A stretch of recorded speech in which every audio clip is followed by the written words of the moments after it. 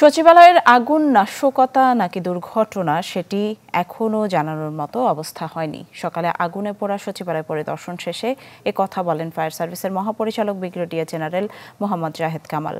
বলেন, পর্যবেক্ষণ শেষে তদন্ত শেষে আগুনের প্রকৃত কারণ জানা যাবে।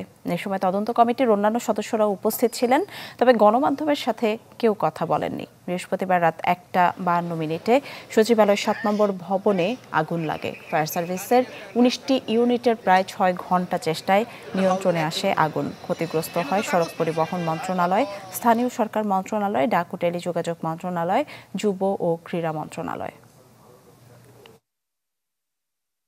আমরা তদন্তের কাজটা শুরু করছে, এখন আমাদের পক্ষে কোনো কিছু বলা সম্ভব না। আমরা ভিজিট করেছি, সবাই দেখেছি, পরে এটা মন্তব্য। আমরা যেটা বলছি, আজকে আমরা তদন্তের টিমটা আমরা বসেছিলাম, জায়গাটা দেখেছি, তদন্ত চলছে। আমি একটি তদন্তের মেম্বার, আমি তো মন্তব্য করতে পারি না।